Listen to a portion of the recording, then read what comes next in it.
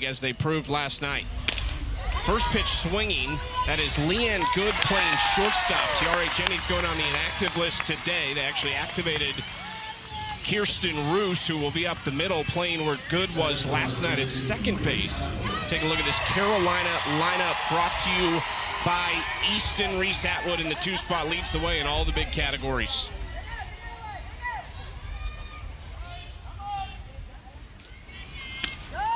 Carter misses outside to Reese Atwood, who reached 3 times last night, all via free pass. Twice she was walked, once she was hit by a pitch.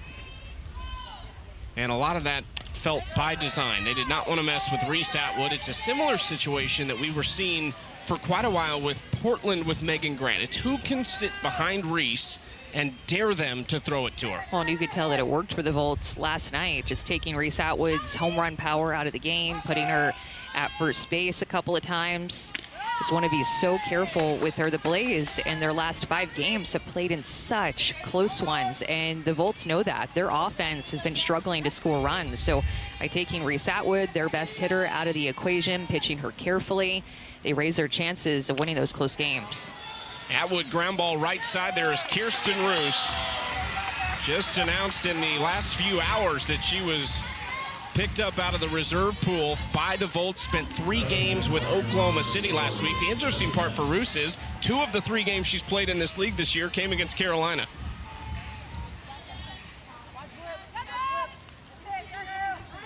Obviously, Tiare Jennings is a big miss. She made a tremendous defensive play up the middle last night, but she goes on the temporary inactive list. So Good goes to short, Roos in at second base. And Allie Carter brings a ton of experience to the circle for this Volts team. Hasn't been the most perfect appearances that she's had up to this point. I just feel like the Volts have had some bad luck, have lost a lot of close games, but because of her experience, her Olympic experience, he loves seeing her in the circle with her athleticism, screw, curve, off speed, and rise mix. She can bring it 69, 71 miles an hour. So she goes hard up in the zone and in with her screwball to these right-handed hitters. It's tough for them to get their barrels to. Mentioned the close losses. 15 of the Volts' 31 losses in their first 2 years in the AUSL have come by 2 runs or less. That is 48.3% of their losses in very close games. Not often do you win a game in which you only have 2 hits in, but that's what Texas did last night. This time it will get by Good up the middle. It's a base hit with 2 outs for Devin Netz. Where the Blaze are just going to have to be better at offensively is what they do with runners on base. So tough start for them in terms of 2 quick outs and getting a base runner on with 2 outs. But where they've struggled these last 5 games offensively is just advancing runners and what they've done with runners on base. Looking for them to strike out less with runners on base and execute more like that. Nice opposite field swing by Bailey Klingler, and now Carolina in business with 2 outs in the inning. And to your point, Amanda, this 4-game losing streak, they have hit just 177 with runners on base. That's 11 for 62 at the plate. And with runners in scoring position, not much better. 6 for 30, good for a 200 average. They left 9 runners on the base paths last night. 3 times they had the first 2 batters of an inning on base and didn't score.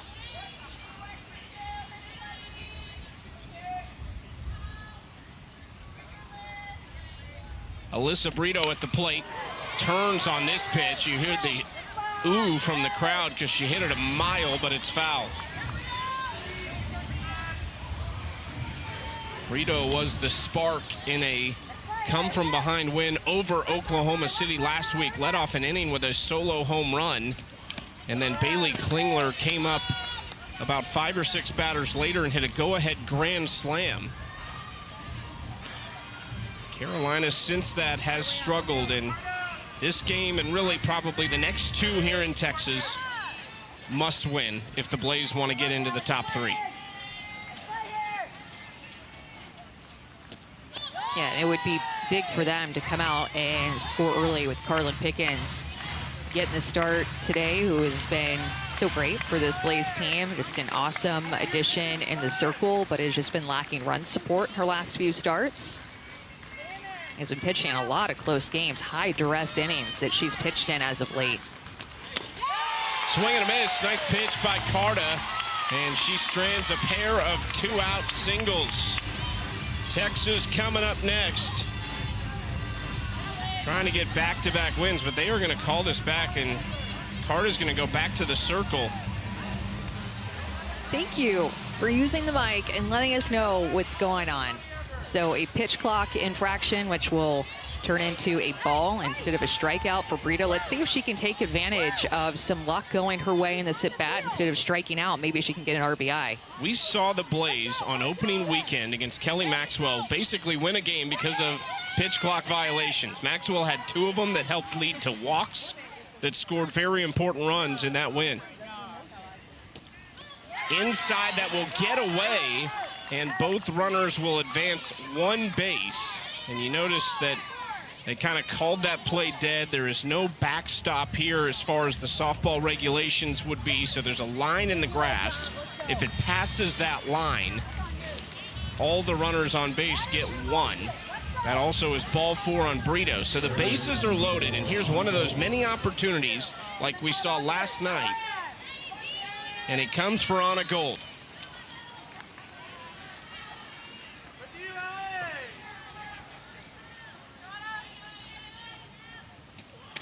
Takes first pitch, strike on the outside corner. Despite hitting 190 entering this series, she still had the second best on-base percentage on the team. She was 1 for 2 yesterday with a sacrifice bunt. Inside. Carta does such a good job of going east and west. So first pitch, her curveball, she gets a called strike just off the plate, and then hard in with her screwball. Didn't get that one to be a called strike, but with her curve and screw, she doesn't miss much on the plate. And it goes to that off-speed pitch. So seeing 3 of her best pitches of varieties to start off this AB with the bases loaded, working from ahead against Gold. 1-2 pitch coming from Carta. Gold fights it off. You just wonder the psychological impact of an inning like this for Carolina after all that's happened in the last week with this team. The close losses, 3 times losing via the walk-off. They've been dreadful with runners in scoring position and runners on. And here's this massive opportunity with 2 outs in the first inning. Off win from her career in her senior year at Tennessee, 2.37 ERA. And almost 50 innings pitched in this league against some of the best hitters in the world as a rookie is extremely impressive. Still going to be the hard thrower that you have grown to know from Carlin Pickens, 74, 75 miles an hour, the hardest thrower in our game. Even after the 4-0 start, she's 0 for 5 since that stretch, but she's had a sub-3.4 ERA in doing it, which would still be, over the course of the season, one of the better marks in the league. Came in after Kaylani Ricketts. Alicia Ocasio got the start. Ricketts came in. Pickens came to close late in the game and took the loss on a sacrifice fly by this woman stepping in the box right here. Riley Boone leads it off for Texas and takes the first pitch low for ball 1. So Boone played the hero last night, the sacrifice fly walk-off. Binford and Mulipola back into the lineup in the 3-4 spots after not starting last night. What do you like most about that lineup? I like Riley Boone at the top, and the speed, the lefty speed of Boone and Coffey at the top. Binford is having a career year at the plate. Seen her a lot in the circle as well. So starting lineup brought to you by Rawlings for the Texas Volts.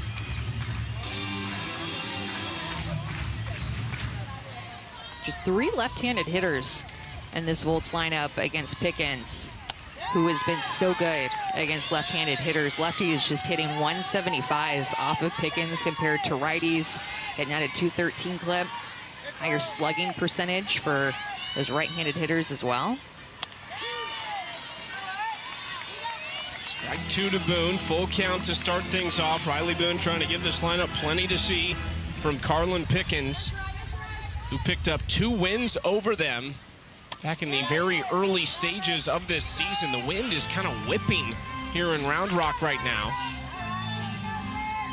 Starting to see some cloud cover that's been in and out in the last couple hours leading up to this game. But look at that wind. Yeah, it's definitely picked up from the 4-mile-an-hour wind of probably an hour ago when we got to the stadium. There's maybe weather a little bit closer around, might be rolling in. Into left field at Mackenzie Clark, and there's one out. Pickens has had a lot of success against this Volts team. She did take that loss last night, but when you look at what she's done against them this season, she's pitched just over 10 innings, and with runners on base, she has been exceptional. They're just 1 for 17 against her, have not had a hit with runners in scoring position, and only given up 2 earned runs in just about 11 innings that she's pitched against them.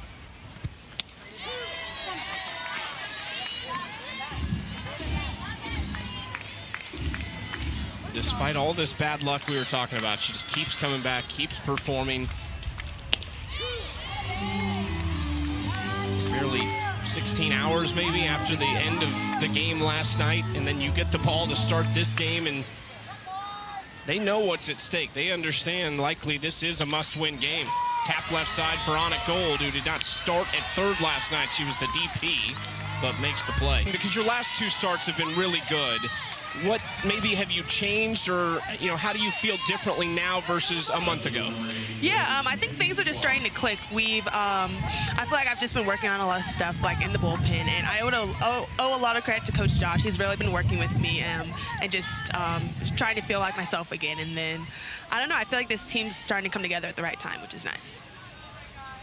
Mackenzie Clark now at the plate, takes ball 1. All right, Nyjah, come on, talk a little pitching with me. What mechanically have you been working on in the bullpen with Coach Josh? Like, what are some changes that you've made? Yeah, I feel like for me especially, a lot of my career, especially early on, I've been a lot inside to righties. So especially in this pro league, we've worked more like curveball into lefties and just try to establish that, especially these hitters. There's not a break 1 through 9, so just really trying to go throw the ball to both sides of the plate, and especially get my changeup going and making sure that's good. Keeping hitters off bounds at this level is really important. Nyjah, take us back. When you were young, I am curious, for elite athletes like yourself, what point in your young softball playing life were you like, okay, I might be pretty good at this? I don't think it was until my junior year, actually, junior year in high school. I don't know, for a long time I always threw the ball hard, but I didn't have any spin, so it was just straight. But I want to say sophomore, junior year is when things start to click a little bit. How have you been taking care of your body, going from a long college season, playing in the finals at the Women's College World Series, straight into being a pro? What's that been like to take care of your body, and how have you been doing it? Yeah, a lot of ice baths, a lot of treatment, and just a lot of rest, trying to just knowing what my body needs, trying to eat right and things like that. It has been a long several months of playing softball, so just knowing what my body needs and listening to it. And still more to come. Tell us, after the pro season, you'll go with Team USA right away, or will you have a little bit of a break? Yeah, we'll have a little bit of a break, but yeah, basically straight off to Oklahoma City, but I'm excited. I mean, playing for this country is going to be fun, and then, just being able to compete against even more amazing athletes from different countries. Okay, and then what's your fall and winter and the rest of the year like for you when all that's done? Yeah, I'm just going to keep on training. I mean, I have so many things I think I want to work on and just get better at, so just trying to develop my game and get ready for next summer. Nyjah, thank you so much for the time. Congrats on a great performance last night. Awesome. Thank you, guys. And she has such a bright future ahead of her in the pro league. We've already seen what she can do, of course, at the college level, but now she's starting to figure it out. The wheels are starting to turn a little bit at the next level, and man, was she special last night. I love just how she's dedicated to finding ways to get better, and that's something that you heard about her from the Volts coaching staff, is how open she is to working hard on her mechanics and approaching her pitching differently and wanting to be better for this team, for herself, for the U.S. national team. I mean, she just has so much motivation and competitiveness inside of her, and for 4 years we have seen her pitch in the biggest moments and come through.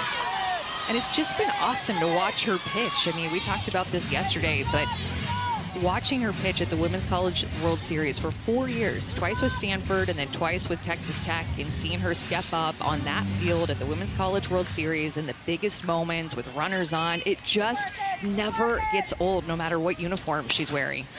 Back to Carta, just went off her glove, and you see the reaction from Ali Carta. She can't believe it. Likely would have been able to get a force out at third base, but now here's one of these opportunities for Carolina. Bases loaded, no outs. Yeah, I'm going to put this down as an error. We'll see if they put it down as a hit, but an error, hit by pitch, and then another error in this inning as Carta is finding herself with the bases loaded, top of the Blaze lineup coming up. This Volts fielding percentage and defense, despite performing well last night and throwing a shutout in the circle by Kennedy, and with their defense backing her up, they've really struggled this year, and they have the lowest fielding percentage in the league, putting themselves into a pickle right now. Last night was just the 5th time all year they had a game without an error, and they had not done it in back-to-back games. And of course, after a couple in this inning, they will not do it today. And that was ruled an error. Back to the top of the order with bases loaded. Aubrey Leach takes ball 1 upstairs. This has got to be the moment for Carolina to get out of this slump with runners on, with runners in scoring position, and to put themselves in prime position with Carlin Pickens in the circle to win this game. Strike 1 from Carta. Yep. The moments that we talked about earlier in this game, just finding ways to get it done with runners on base, and already no strikeouts first time through for the Blaze against Carta, but finding ways to put the ball in play, execute with runners on is going to be huge for them in this game.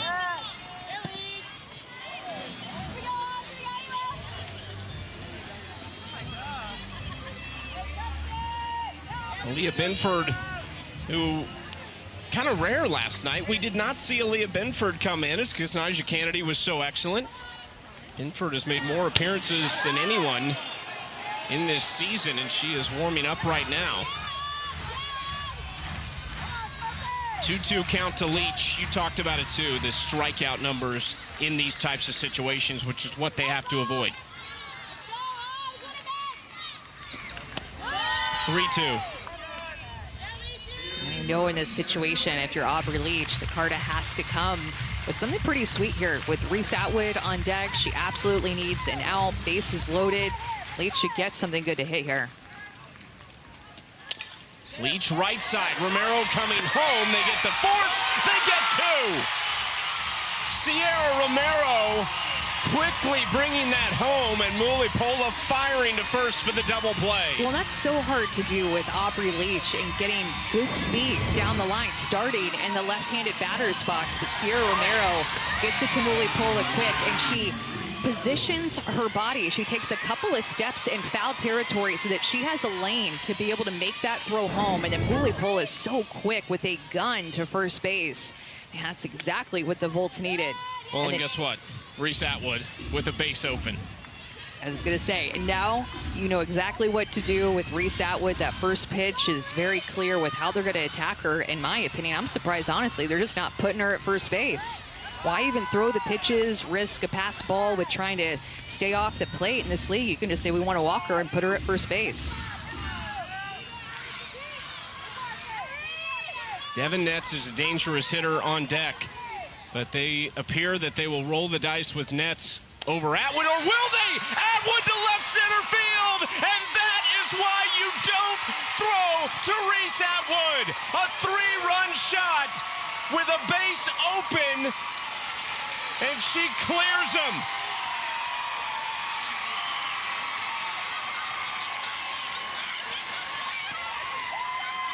Number 7 on the year for Atwood. Why pitch to her? The first 2 pitches weren't even close. The next one is right down the heart of the plate. And with the way that Reese Atwood is swinging the bat this year as a rookie, she's not going to miss that. And she wants in on this action and a chance to give her team the lead like she just did. Unbelievable moment in this game.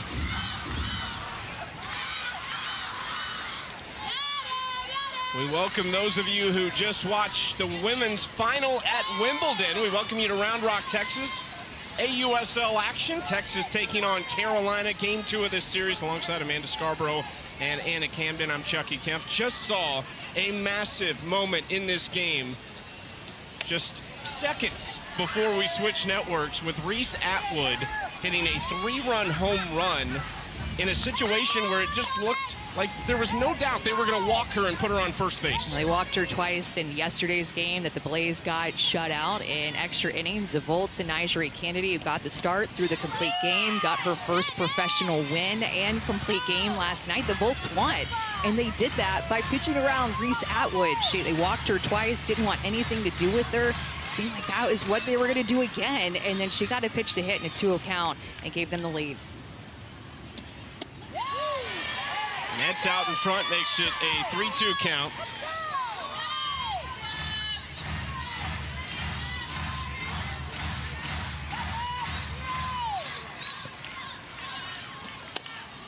Ground ball left side. Liss takes care of it. Reese Atwood makes them pay. 3-0 Carolina for our ESPNU audience. At Tennessee, so it's this mindset that is also fueling the physical stuff that she has, that has led to her rookie success. It has led to her being the hardest thrower in the world, throwing 75, 76 miles an hour and just staying so consistent, growing along the way, and going to give up an extra base hit here. Takes a big hop off the wall. Deja Mulipola trying to respond in the second inning. That's what they expect from Deja. Double down the line. Look at how she gets down to this drop ball that just shoots it right down the line. I mean, that was about a ball off the plate and a Carlin Pickens drop ball at 74 miles an hour. So Mulipola, so strong, 81 miles an hour exit velocity off of her bat, which is one of the hardest exit velocities that we've seen in the league this summer. Pickens bounces back at 75 miles per hour with strike one to Jackie Liss. And 1-2-3 in that first inning, couple ground outs and a line out to left field.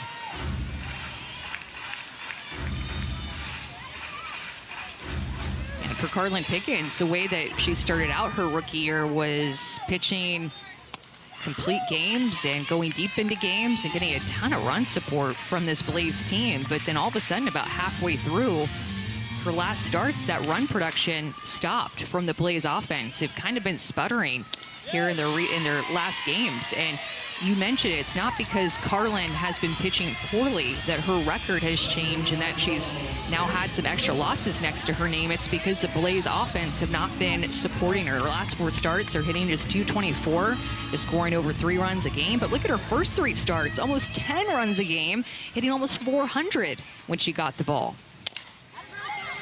Left side, nice job by Laird, who backhands it to first. And after the leadoff double, a quick 2 outs for Carlin Pickens. And Strand Mulipola at third base.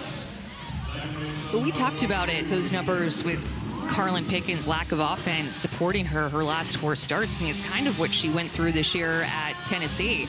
And even to the point where Tennessee started out the season in February scoring a ton of runs when she was in the circle, and they had a great pitching staff even outside of Carlin Pickens. But Tennessee's offense came out swinging and scoring a lot of runs, just like the Blaze offense this year. And then that offense for Tennessee went away. The offense for the Blaze have went away, and it's put a lot of pressure on her to pitch in close games.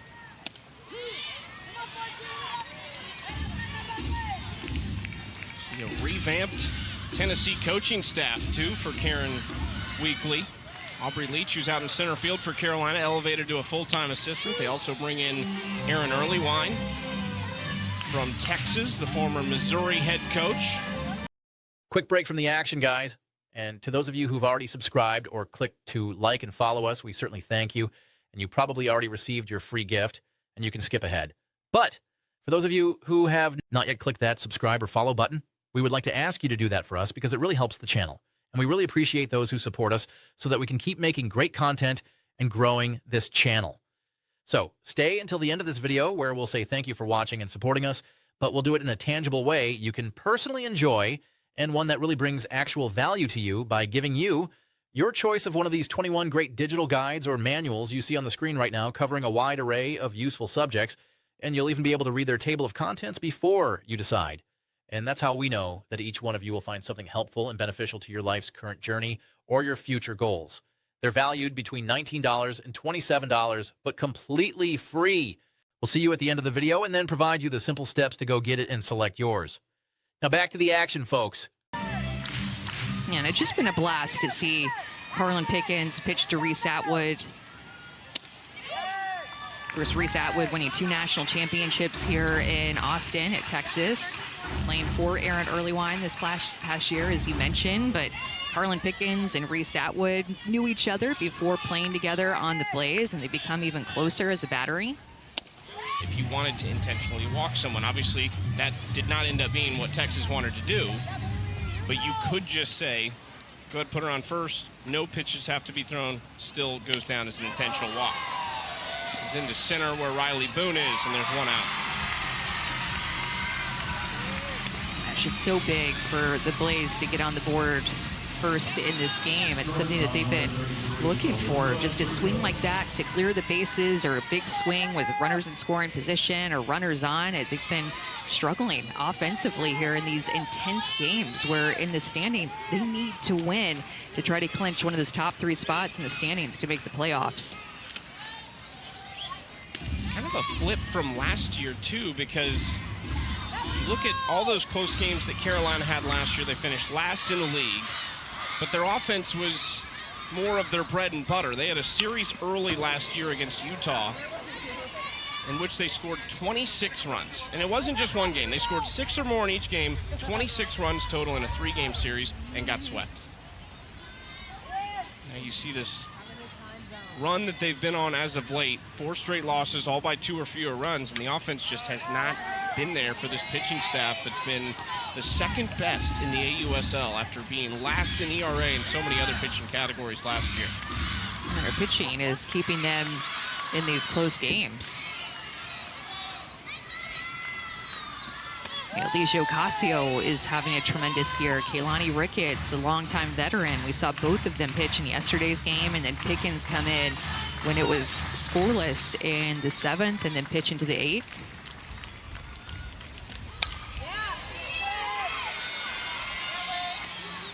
Rito into the stands, where a fan makes a nice catch.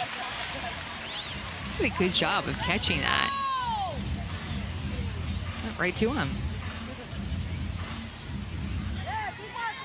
Great crowd here in Round Rock. Last night was awesome. The atmosphere was incredible. They got treated to a fantastic game in which the hometown Volts won. And Tegan Cavan, the 2-time national champion, the pitcher at Texas. Throughout the first pitch, they celebrated their national championship from this past year, of course, winning 2 years in a row.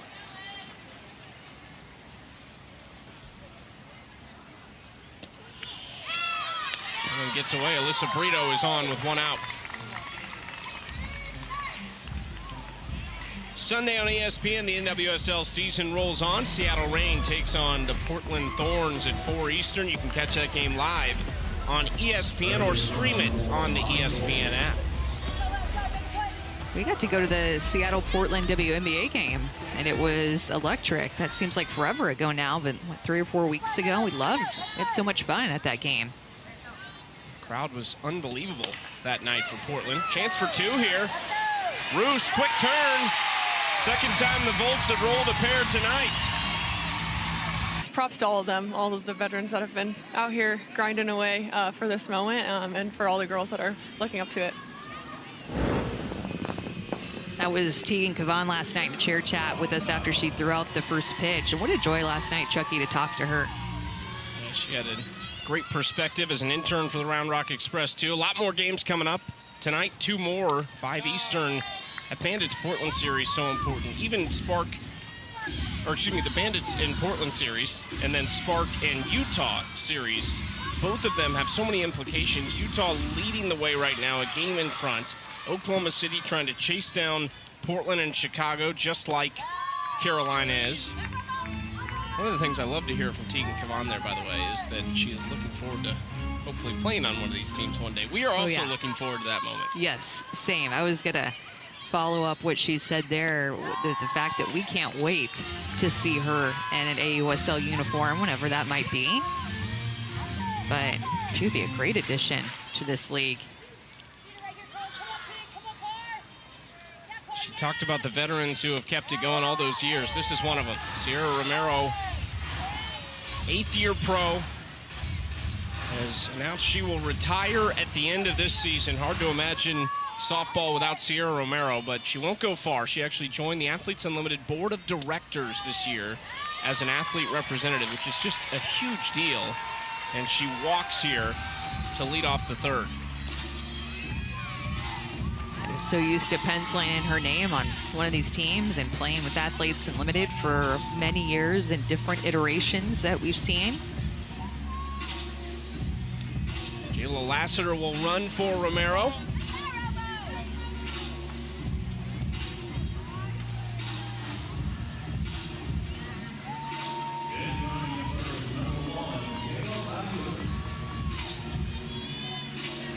The substitution sorted out, and now Leanne Good comes to the plate in the 9 spot.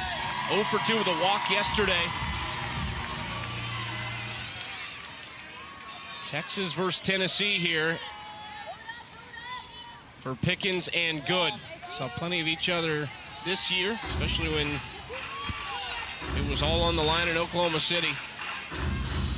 And these 3 rookies up the middle of the field right now with Leanne Good at bat, Reese Atwood back behind the plate, and Carlin Pickens pitching in the circle. 3 of the top-selling jerseys of the 10 that were listed out earlier in the week by AUSL.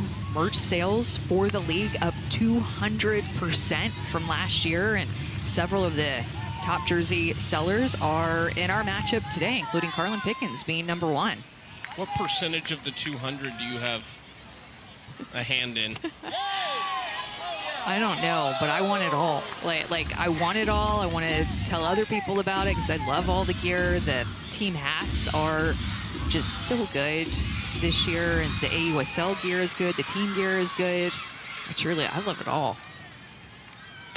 1-2, Pickens gets Good swinging for out number 1. So the crazy thing about Carlin Pickens, we talked about how she is the hardest thrower in the world. 75, 76 miles an hour down the zone with her drop ball, and her changeup is that pitch right there. 66 miles an hour is going to be the speed of her changeup. So a 10-mile-an-hour drop, despite it still being 66 miles an hour, which is some of the top speeds of some of the pitchers in the league as professional pitchers.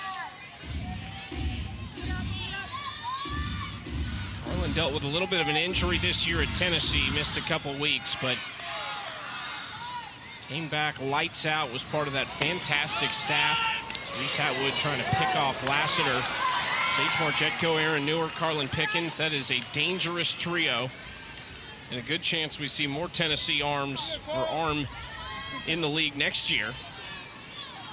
Well, we've seen Pickens a lot. This is her 13th appearance for this Blaze team. They've used her a lot as a starter. They've used her a lot as a closer. They just really have liked what they've seen from Carlin Pickens, and she's one of the top strikeout pitchers, or the top strikeout pitcher in the league. She's doing this as a rookie, Chucky. One of the top candidates for Rookie of the Year alongside her battery mate back behind the plate, Reese Atwood. Up and into Boone, who fouls it off 2-2. It's going to be really interesting. The one thing we have not seen them do is start her twice in a 3-game series. But with the way this is shaping up, good chance she's going to start one of the 2 games midweek against Chicago. If they are within striking distance of a top 3 spot heading into that 3-game series next weekend against Oklahoma City, would you be surprised if you see Carlin in Game 1 and Game 3 as the starter? Yeah, not at all. Another strikeout there on the changeup. Again, they're starting to use that pitch a little bit more. So 4 strikeouts today for Carlin Pickens. This changeup a little bit more up at the eyes, and Riley Boone just swats at it, trying to get a piece, sells that pitch very well. But you notice she's just in such good shape. You talk about Carlin Pickens and how hard she throws. She is a tremendous athlete. She fields her position very well. This is an athlete that played basketball and volleyball at a very high level in high school. She stands at over 6 feet tall. I mean, I think that you could put her in any sport and she would probably excel at it. So just a really good athlete in top shape. So you're saying we need Carlin and Anna one-on-one. Ooh, I for a like little that piece. idea. Dana Sorensen would like it less.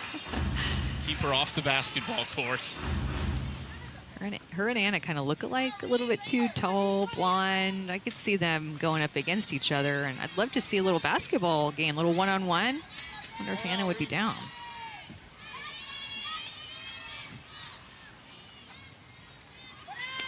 She's got to go run and get her mic. She's like, I got to get in on this.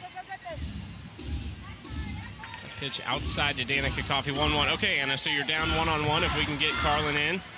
Okay, I don't know if that's the smartest move for this point of her career in the season, but Chucky, I literally, the second Amanda said basketball, I knew that was coming. You're getting a little predictable up there. Oh, that's cruel. I love it.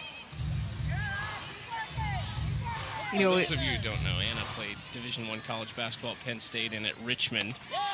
And Coffey goes down swinging. So Carlin Pickens walks the lead off, but strikes out 3 straight, and she has struck out 5 of the last 6 outs. I love it. This year I went out to Japan February 1st, and then here I am rolling into the AUSL. Gonna roll into the national team as soon as this wraps up, and then come back for All-Star Cup. So, and then I head back out to Japan. Good job. Ooh, hoo, hoo. Ooh, hoo, hoo. So I'm busy 11 out of the 12 months of the year, but I wouldn't have it any other way. Do you ever hit her look back at you like you're crazy when you're doing this? Never. I feel like we're all pretty friendly here. Good job! what does that off-speed pitch do movement-wise that Carter throws? You know, she tunnels it so well off of all of her pitches. It's a sneaky little ball. Spins a lot, just an off-speed curve that she's throwing. Good job! Yes! Strikeout number 1 And for when it's Ali on, it's Carter. nasty. You just saw that. Good job. Deja, what is something either in your catching game or hitting game that you're focused on and working on right now? Honestly, just being hard out, being very competitive at the plate, and then also being smart behind the dish. Being what my pitchers need, communicating a lot, constantly just improving my game as much as I can.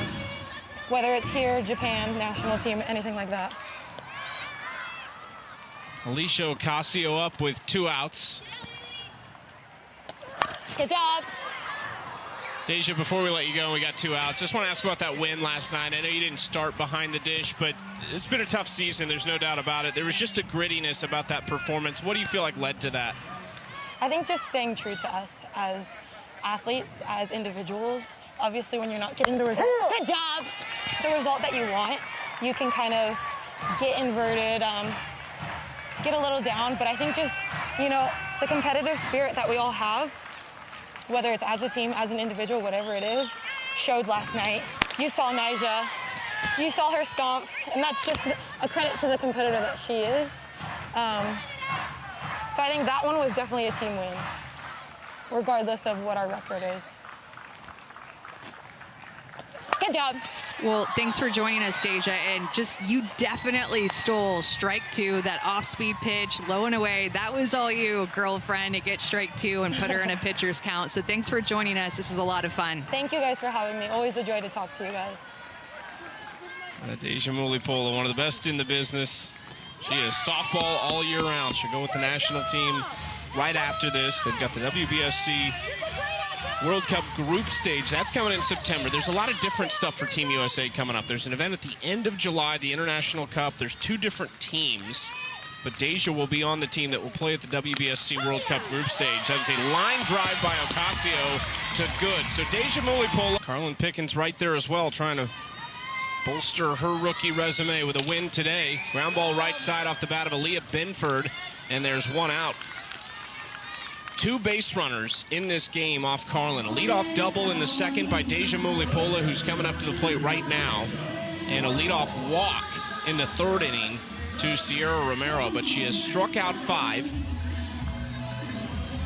And those 5 strikeouts have come in the last 7 outs she's recorded.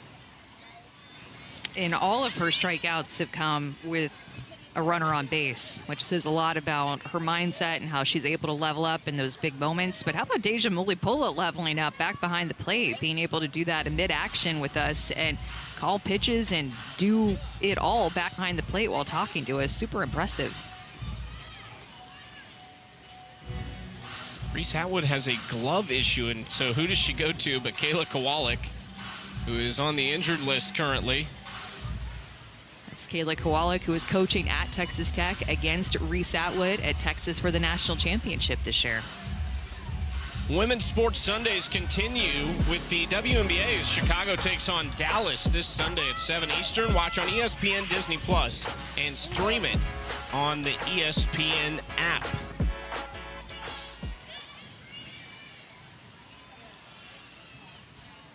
Talking about Carlin playing basketball earlier, I feel like we could put together a pretty decent 5 out of the AUSL, maybe even out of these 2 teams.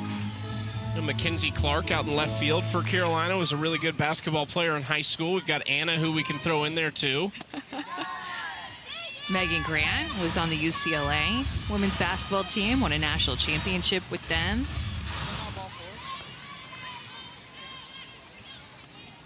I think we could do it. Yeah.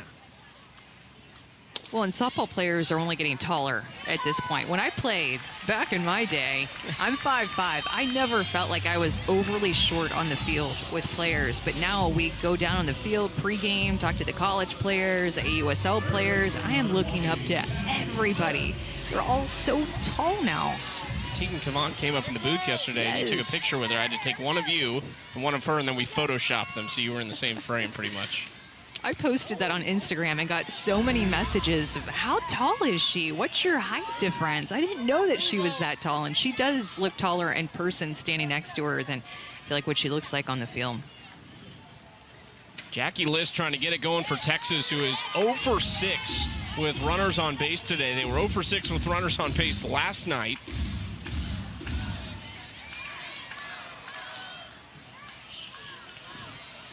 (2-0) count to List. This is tapped up front. Atwood, strong arm, and they'll say she is safe at first.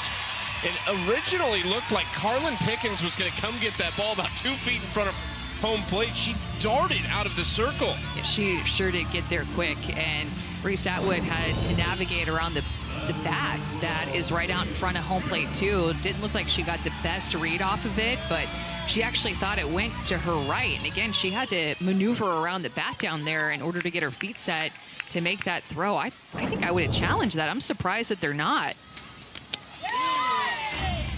It's a weird spot not to challenge it just because you have 2. You're already halfway through the game, and this is somewhat of an important part right here. You're 1 swing away from this being a tie ball game. And Carlin Pickens' changeup has been so effective this second time through. Really, it started in the 3rd inning against Leanne Good. All 3 of her strikeouts in that 3rd inning after the leadoff walk were on the changeup. Being able to use that pitch a little bit more, used it there again. The second time through, I mean, when you look at through the lineup times against Carlin Pickens, meaning first time through, second time through, third time through, her numbers really don't change. It's not like there's a big increase in batting average like you see with some pitchers when hitters get more looks at them the second and third time through. I mean, she actually gets better as the game goes on. Let me ask you this. Did you work on covering first base as a pitcher in college? Was that something you guys worked on in defensive practice? Never. Carlin Pickens, before the game, and we've seen this year from her. You see it in baseball all the time. Slow roller to the right side, something that brings the first baseman off the bag, pitcher covers. They actually worked on that pregame in their defense with Carlin. She was the only pitcher, though, that went through that routine of covering first base on a play to the right side. And we've seen her do it in a game this year and record an out, and it just made me think of that with how quickly she came out of the circle to try and field that bunt, but gets her 6th strikeout right there of Jaden Goodwin. Her last 4 strikeouts have been on the changeup. She is leaning into that pitch and eating up these Volts hitters with that pitch right now.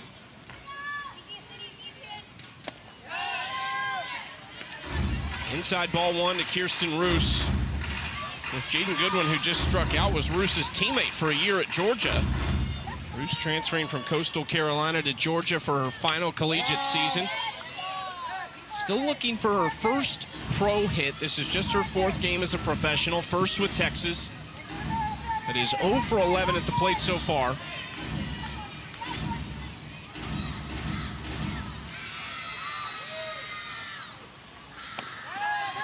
2-1. There's actually a great video. Kirsten Roos was coaching. Decided to pick 75 again in honor of her dad, but this time also in honor of her dad's service to the Marine Corps in the United States. The Marine Corps' birthday is November 10th, 1775, and Aubrey said it's a unique way of paying respect to her dad and to the Marines, and she said it means the world to her to be able to wear that number. And what a tremendous player she's been. And a great young mind in the game. And the other format of Athletes Unlimited is a company started with softball back in 2020. It's that leaderboard format where the players kind of do everything. They draft their own team every week. We still have that in August. It's called the All-Star Cup now. But Aubrey's always been one of those that I think has thrived in that environment because she's such a great softball mind, incredibly high IQ, and now, of course, a full-time assistant for Karen Weekly at Tennessee. Ground ball right side. Roos gets it on the short hop and makes the play, 1 out.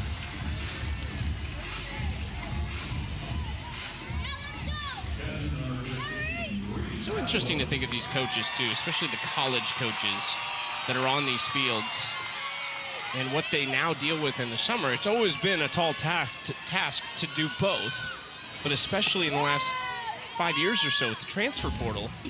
I would just love to see a day in the life of Aubrey Leach in her working as an assistant on the road for Tennessee while also staying at the height of her game.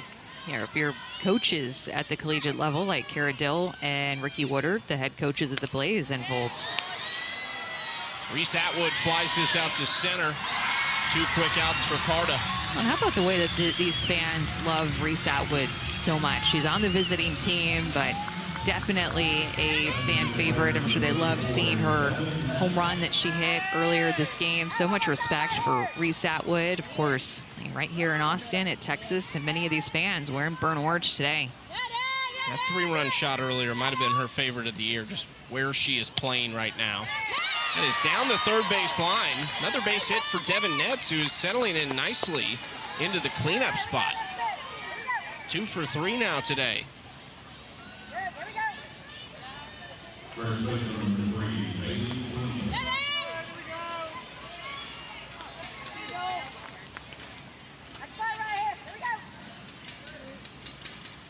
All 3 of the Blaze runs in the second, thanks to Reese. They've had runners on in the other innings. Stranded the bases loaded back in the first.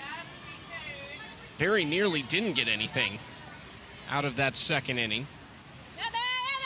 Aubrey Leach grounded into a double play just moments before that, which made us think that there was no way Reese Atwood was going to get pitched to, and it didn't look like it. First 2 pitches were not competitive. They were way outside. They brought the 2-0 too close.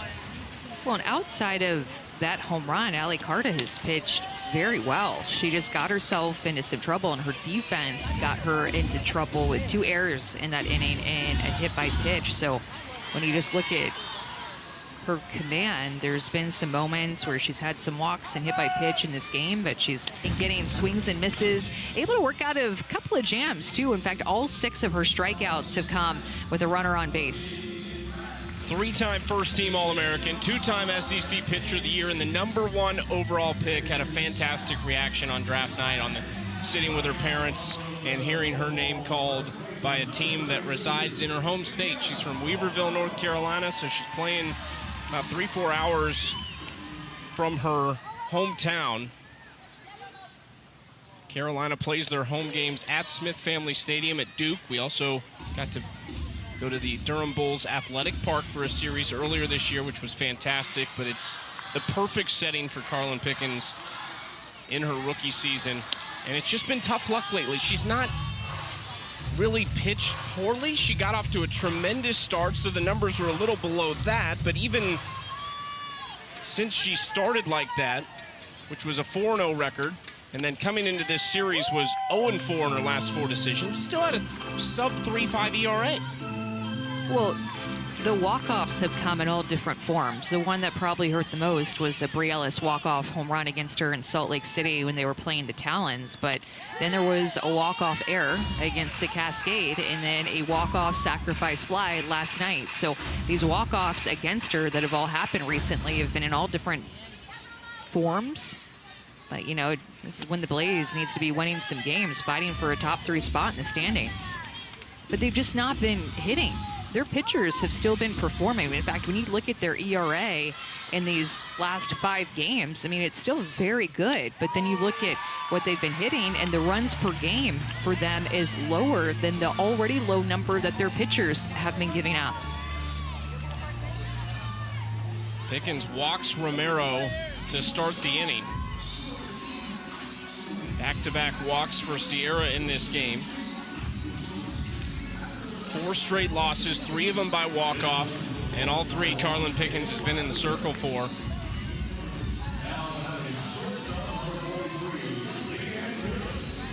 This is what they've done in the last 5 games. They're 1-4 in that span. You see the ERA, 2.26, allowing under 3 runs per game, but the hitting has been below those numbers, a 2.21 team average, and just barely over 2 runs per game on average. That's why they've been losing these games. It really has not been anything that the pitching staff for Carlin Pickens have done. I'm sure they would tell you they're perfectionists and don't want to give up any runs. But at the end of the day in this league, you're going to give up some.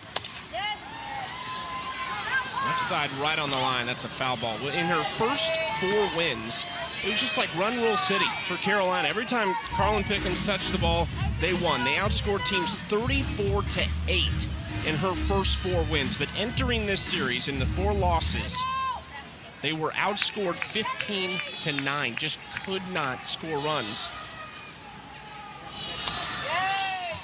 Carlin Pickens is just an absolute star. I mean, we saw it in Tennessee, but then to see it carry over at the beginning of the season with this Blaze team and the outings that she had, and I mean, quite frankly, almost looking stronger than what she did at Tennessee to finish the year. And she had a very good senior year at Tennessee, but she's picked it up a couple of notches here as a pro, and another strikeout for her there. Number 7 on the day, the second time she's got Leanne Good. And there's 1 out as we get back to the top of the order. This is the 3rd time through for Texas against Carlin Pickens. Here's what's crazy about what she's done this year too. The batting average the first 3 times through, first time through 191, second time through 196, third time through 158 opponent average. That's what I was saying earlier. Somehow she gets better going deeper into the games. Usually it is not like that. I would say, let's say, first time through against Carlin Pickens, the number is 191. Then usually that second time through goes up to maybe 250, 275. And that third time through is like 350. I mean, that's how high the batting average can get against a pitcher that third time through the order, but not for Carlin Pickens.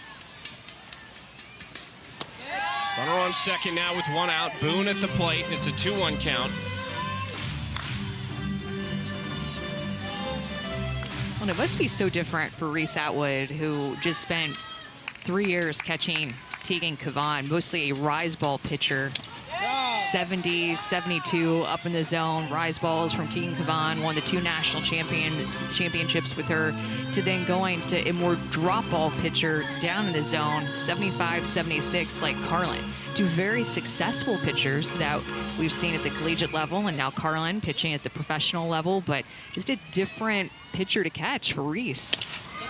Ground ball up the middle. Nice play by Laird. Turns to first, but she hesitated. She was looking to get Lassiter at third, and it cost him an out. So now runners at the corners. Yeah, it was that hesitation that she was thinking about going to third. And I think that she thought maybe she wasn't going to have a chance to get Riley Boone at first, or she was just moving that way toward third, thought it would be easier. But because she hesitated and thought about making that out at third, it gave Riley Boone enough time to get down the line. Carolina coming together for a visit. Aubrey Leach ran all the way in from center field to be a part of it. She was the only outfielder that came in.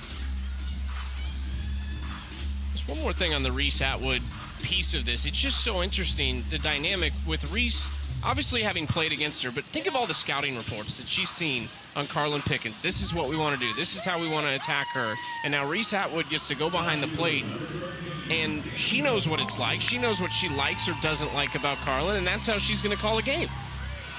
Yeah, it's so true. And we're seeing Reese Atwood a lot more back behind the plate in her rookie season than what I think that we would normally be seeing her if Kayla Kowalik hadn't been hurt for the last few weeks. So Kayla Kowalik, a player that could play the outfield in any position, great athlete, but likely would be sharing time with Reese Atwood back behind the plate. Texas gets creative on this first and third here with Danica Coffey at the plate. Reese Atwood really thrives in these first and third situations. We've seen them make a couple of plays this season, as well as plays when she was back at Texas, a Gold Glove winner back behind the plate for them, and just has a heck of an arm, always knows what she wants to do with her throws. And in these first and third situations, it can be tricky for the base runners and the defense, but Reese Atwood, even as a rookie, has led this defense in these first and third situations. You taking the out here? If you're Carolina, if Boone runs, are you throwing her out? Yeah, I'd find any way to get it. I mean, that's not the only way that we've seen them get outs in first and thirds. And it won't happen like this. That is driven to left, so they do get an out, but the run will score. Danica Coffey put a great swing on that, and Texas is on the board. I just went to one of the deepest parts of the park. Trackman saying that that one went 210 feet. The only problem is it's 230 to center, so that left field gap is going to be deeper than 210 feet, but Mackenzie Clark, who has some solid range, able to track that one down for an out like you were talking about, but the Volts get a run to break up the shutout. Outfield was pretty shallow on that play, too. The last two runs that the Volts have scored against Carlin Pickens, the only runs that they've scored against her have come with good execution and a sacrifice fly to left field. This is a dangerous hitter at the plate. Aaliyah Binford, who we did not see in the lineup last night, but has been one of their best hitters this year. 280 average. That's second best on the team. 5 home runs, leads this team, and tied for first in RBIs with 9.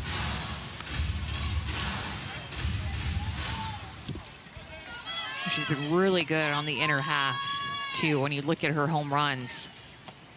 She has such quick hands. Loss, she's trying to figure out a way to score runs, and that way has been Reese Atwood. Walked twice, they pitched around her last night, and it gave her something to hit today. Every team can look back over the season and say, well, what about that one? That game right there, this game right there. If Carolina ends up a half game out, 1 game out of a top 3 spot, they will look at last night's game and say that was the one that got away. 2 hits is all they allowed in that game. They had 9 runners that they left on base. 3 times had 2 runners on with no outs and didn't score. It's been a good response today.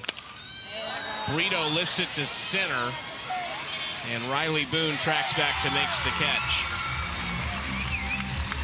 If you were tuning in to this game, you need to buckle up for the next couple of games today and the next 9 days. The regular season ends on July 20th, and these teams are fighting for a top 3 spot in the standings to make their way to College Station, to be able to then play that play-in game where the 2 versus 3 seed will play each other in a 1-game play-in game, and there will be a day break, and then the finals will happen with the 1 seed and whoever won that play-in game.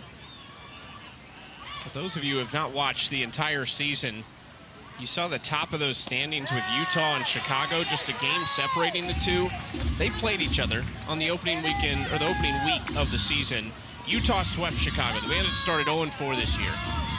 They are rolling right now. They've matched the AUSL record with 8 consecutive wins, and they've got game 2 later today against Portland in what is a crucial matchup. The winner of that series is going to be knocking on the door of a playoff spot. And I think if you're a Carolina fan, This is hit out into shallow left center. Boone coming on to make the catch in the dirt.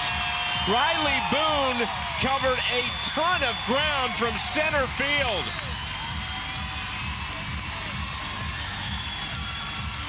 We've seen her do it with her arm, diving catches, going back on balls. Riley Boone can do it all defensively.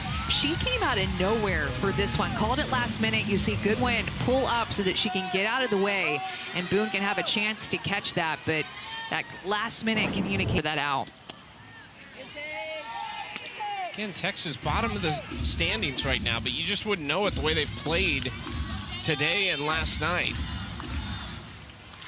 Defense is what helped them win it last night against the Blaze and helped contribute to that complete game shutout thrown last night by Niger Kennedy.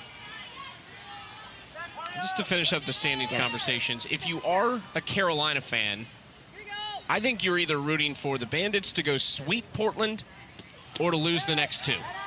You just don't want them to really kind of split things up. So you don't want the Bandits to win two, because then you give Portland another win to get away from you. You don't play Portland. But the appeal of Chicago potentially losing the next two would be that you get to play them twice this coming week.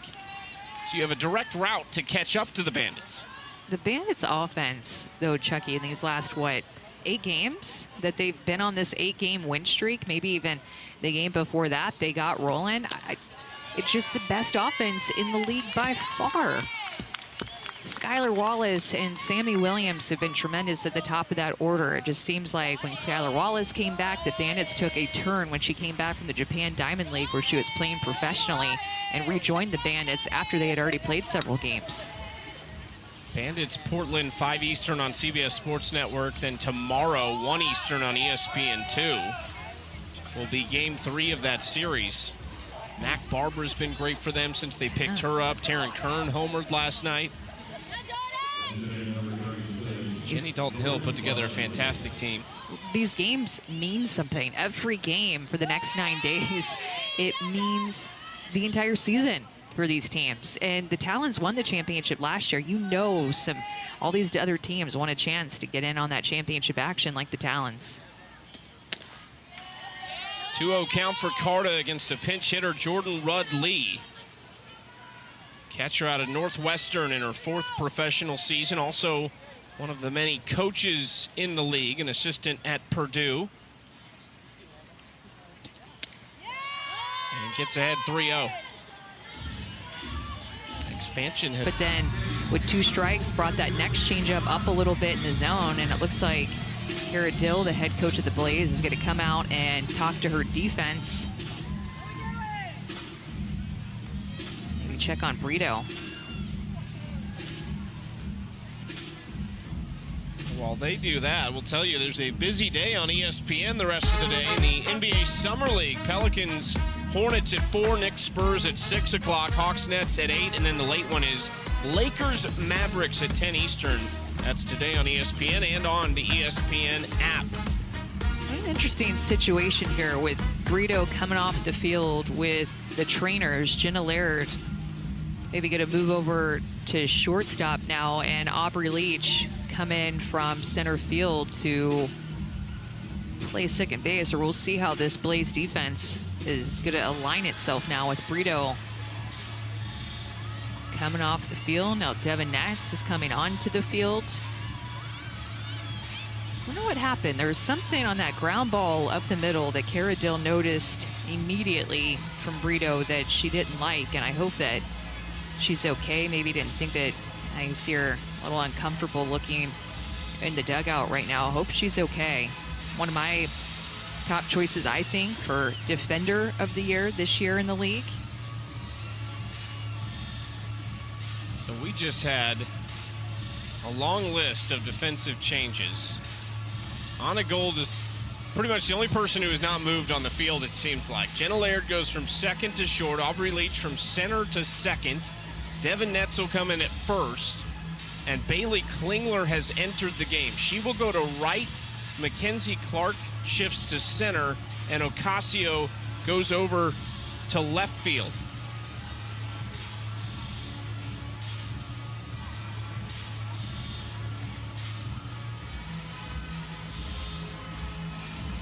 Aubrey Leach having a conversation with her now teammate, former player at Tennessee.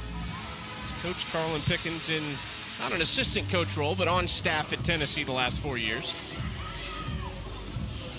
And here is Jackie Liss at the plate. So Mulipola leads off the inning with a single. We apologize, we're having some technical difficulties right now. Carlin Pickens misses with that first pitch just outside.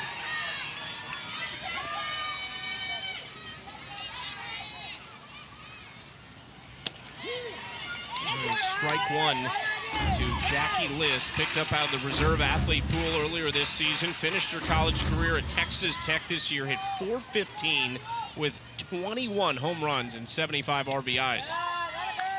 And she has such a good eye, Jackie Liss does. You've seen that even her rookie season, leading the team in walks, has a really short swing, doesn't really take a stride, just that front foot, heel up, heel down. Just a simple, short swing that she has that allows her to see pitches deeper and recognize if it's going to be a ball or a strike.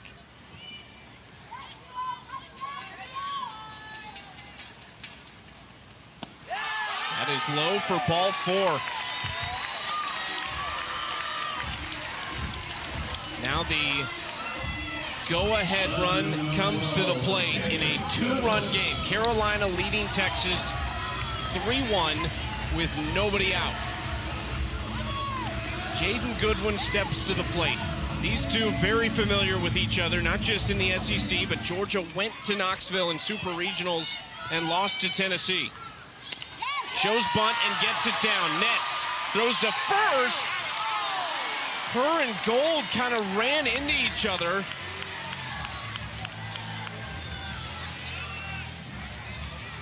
On a very awkward play.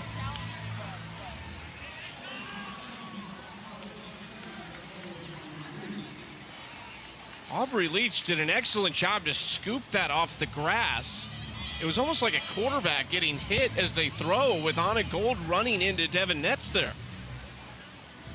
And Gold was able to cover a lot of ground from her third base position. And of course, as a third baseman, you're told to take everything that you can because your momentum and direction is already headed toward first base. You see them starting to talk things out and figure out what exactly happened on that play. But this could be the difference between out and safe at home because of that contact that you mentioned, and Nets not being able to get as much on her throw. Gold just kind of came out of nowhere. They're both calling for it. As you mentioned, good scoop by Aubrey Leach to go down and get that throw that was in the grass. I think she's out. I don't think I've seen enough quite yet to prove otherwise. Yeah, she's going to be out.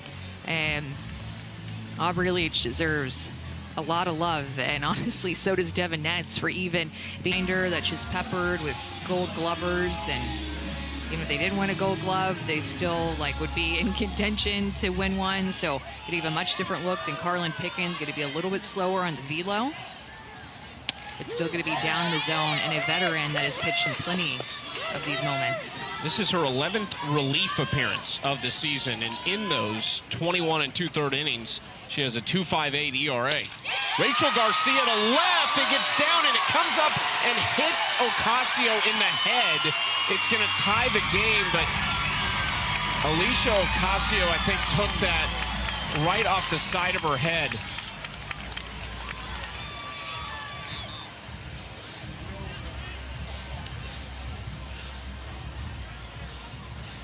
And she instantly went to a knee. Just hope that she is okay.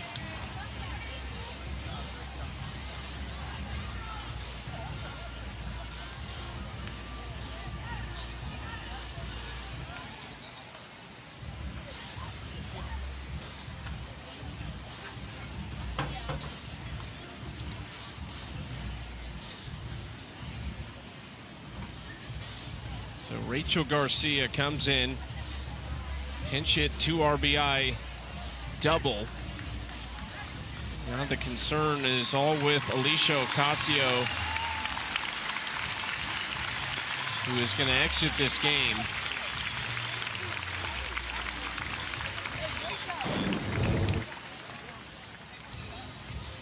hard hit ball that just had topspin on it and dove down right in front of her. So off the ground, went right into her face. And yet another one because of these late runs that they've given up in the 5th inning or later.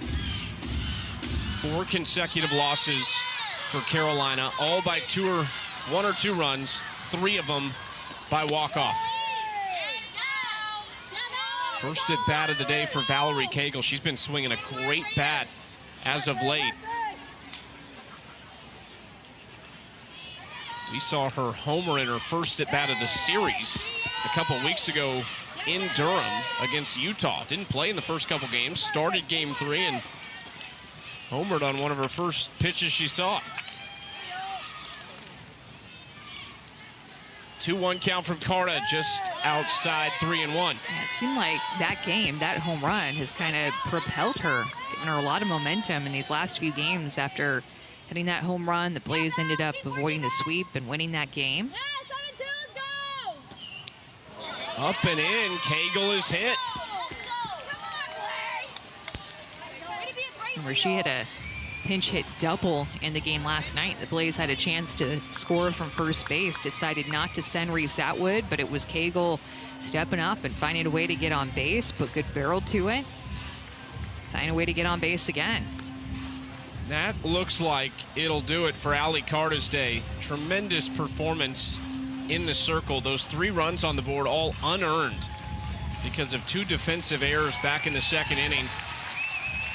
Carta departs to applause, and Aaliyah Binford will get the ball. 1 on, no outs, will step away. Leach wanted to do their advance the runner, put this defense in motion a little bit, thought it could be done by a bunt or a soft slap like this, hitting the ball into the ground, making them make a play, and they did make that play. Now first base will be open, and it will look like the Volts will likely put Reese Atwood at first base like they had an opportunity to do earlier in the game. They're going to take that opportunity now and have runners at first and second. I think mixed feelings for the crowd here in Round Rock, who want to see Reese Atwood swing because there's a lot of Reese fans in the stands, and also understanding that the Volts' best path to a win is to not throw to number 15. This is a scary one too, though. Devin Netz is 2 for 3. She takes strike 1. This is Binford's 15th appearance. 14 of them have come in relief. She leads this team with 2 wins and a sub-3 ERA. Nets to shallow center. And Riley Boone makes the catch. And there is that changeup, getting an aggressive power hitter out in front off the end of the bat, and Devin Netz. A little bit of an off-speed drop there at 63. It just kind of felt like a changeup with how far out in front she was, hitting it more off the end of the bat, maybe looking for something even more firm than that. Bailey Klingler takes strike 1. She's 1 for 3 today as well.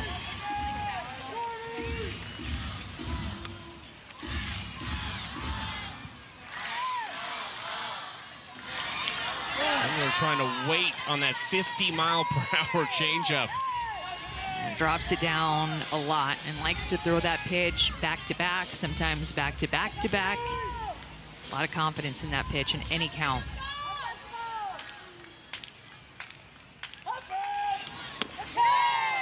.69 miles per hour down and away. Almost a 20-mile-per-hour difference between those 2 pitches.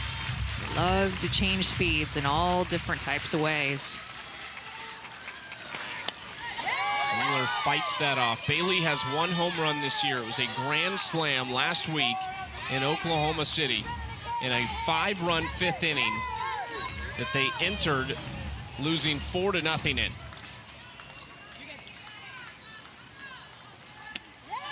Takes just outside. Bailey Klingler played her college ball at Washington. She is from Houston, though, so back in her home state. Taps this right side, Lassiter climbs the ladder.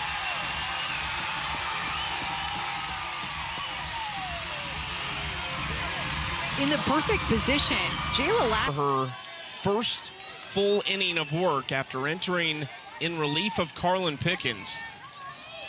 Pickens went 5 1/3, 4 hits, 3 earned runs, and 8 strikeouts.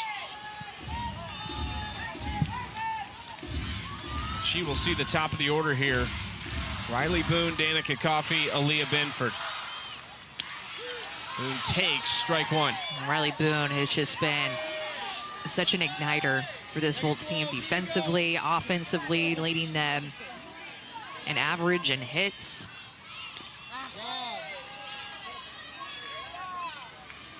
Think about the way that the Volts defense has stepped up late in this game. The Riley Boone diving catch in center field, Jayla Lassiter at first base, who's playing first base for the first time this season, by the way, made that last out, was positioned perfectly. Hurt them early on, but then defense has stepped up late. Boone back up the middle between the legs of Ricketts. A leadoff single in the 7th. Riley Boone had the sacrifice fly winner last night, and now she represents the potential walk-off winning run. Just going down, staying in her legs, getting that drop ball, firing up this team. This is Riley Boone in a nutshell when you see her celebrate all the different parts of this game, finding a way to get on base, trying to walk this thing off.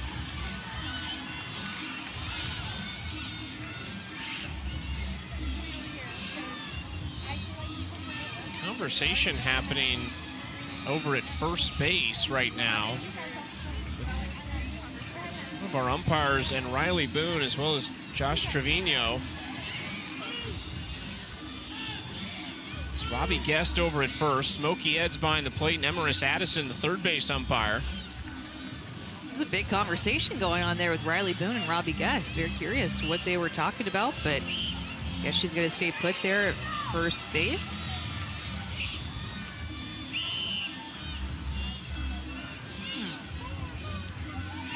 Also, it would appear just had some defensive movement for Carolina. I think Valerie Cagle is coming into the infield to play first, and Devin Nets might be going to left. There's a lot of interesting things going on, too, with this Carolina team, because Ocasio left the game, Brito left the game, both last inning. They're running out of options a little bit. This isn't a college roster. You have 16 players to work with. Danica Coffey at the plate. Speedy Riley Boone at first. Coffey shows bunt and fouls it back. You're right, only 16 players on the roster compared to college. Going to have 20 plus on their roster. Not very many options, especially after injuries.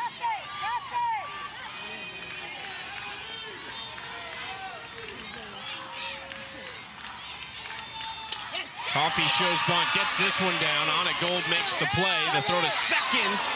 Not quite there to get Boone. So the winning run now at second base.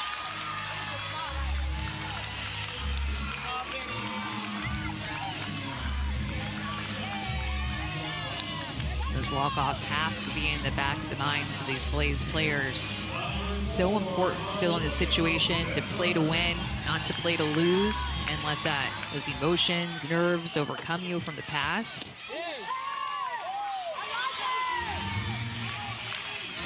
Lonnie Ricketts has got to be careful with these next two hitters, Aaliyah Binford and Deja Mulipola. Binford falls behind 0-2, so Kaylani gets her right where she wants her.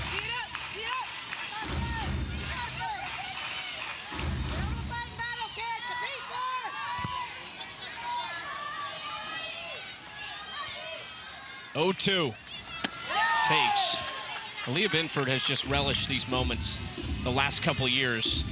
She was extremely clutch in their regionals, super regionals, and Women's College World Series run, helping lead Ole Miss there for the first time ever as a senior.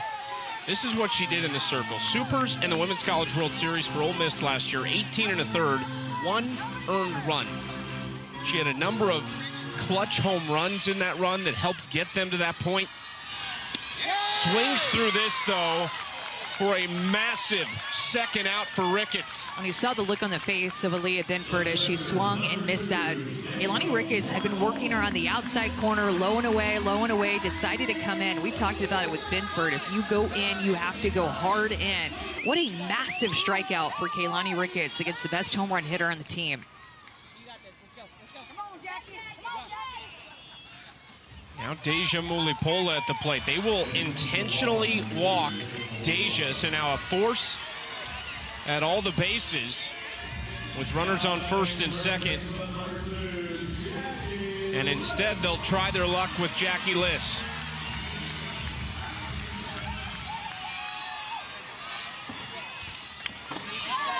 He takes the first pitch low for ball one. Good decision. First base open, going with wanting to face the rookie versus a veteran like Deja Mulipola, who plays softball 11 months of the year. On all different levels, or places, I should say.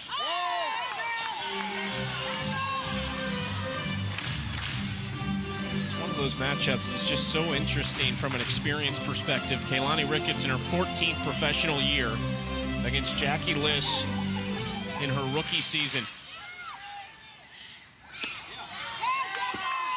2-1. The thing about Jackie Liss, she's not good at chase. Has a really good eye, like taking that last pitch to get herself into a hitter's count. And again, other hitters will be more aggressive and chase against Kaylani Ricketts, but Jackie Liss might just get something more on the plate because of her eye here. There it is. It's off the end of the bat, foul, and that'll make it a full count. Talked a lot about the Carolina bad luck recently, the walk-off losses. 3 out of their last 4 losses by walk-off. Texas has had plenty of their own bad luck. 6 losses this season in which they were tied or winning in the 5th inning or later. 3-2 to Liss. Another foul ball.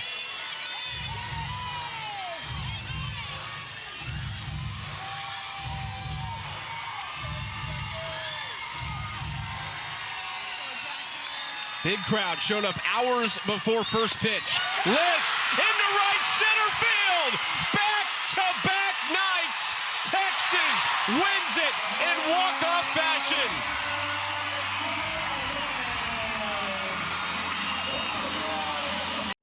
All right, guys, thank you so much again for watching and supporting the channel. For those subscribers who have already seen and made the move to receive your free gift for liking and subscribing to support our channel, feel free to click to skip and begin watching the next great video. And so to get the free gift that we mentioned it to you, which is your selection of one of these 21 fantastic digital guides or manuals shown on the screen. And I have personally reviewed several of them just to get an idea of whether they are quality or just fluff. And I tell you guys, they really have gone the distance and made each of them relevant, useful, valuable information on all these different subjects, and some of them are nearly 35 pages long and packed with truths, proven, tested techniques, and advice, and you will see for yourself that $19 to $27 really is a fair value range for the one you will select for free. And so we need you to simply follow these simple steps. Click the like button on this video. If you haven't already done so, make sure the subscribe or follow button is clicked now, or some of you clicked it earlier, that's fine. And then in the comments section, simply type the word GIFT, 4 letters, G-I-F-T, and once you've done that, you can click the link in the bio or description, or you can type the link and go to gift.3z3.me. Oh, that's G-I-F-T dot, the number 3, the letter Z, and the number 3.me. That's gift.3z3.me. And this free gift is being provided today by the sponsor of this video, AIContentCreator.app. And if you click on the link, you'll be taken to the site, and there will be a blue button that is highlighted there for you. And the way it works is very simple. They support our channel and provide for you this free gift when you like, subscribe, or follow and type GIFT in the comments, which helps our channel with the algorithms. And then their hope is that you will see something you like, or you will fall in love with any of their products and services that you see there. And also because they're having a super 80% off promotion right now. Again, no purchase required and no hoops to jump through. Their AI bot will simply verify that you actually did perform the like, the subscribe, or follow to our channel, and that you type the word GIFT in the comments. And if you like anything you see there, they will in turn provide a small commission to us to help support our channel. Thank you again, and we look forward to seeing you at another video on our channel. And always remember, whether it's a basketball game that's tight until the end, a great tennis match comeback, an overtime win, or exciting ending in football, a boxing match against all odds, a track runner who fell but never gave up to get the win, an amazing goal kick in soccer, just know and rest assured that we keep a sharp eye focused on finding for you only the sports highlights that are competitions, games, or battles among the best of the day, week, or beyond. So, if you find it on our channel, you know it's HWW approved, because you can be sure that it's a highlight worth watching. See you next time, and God bless.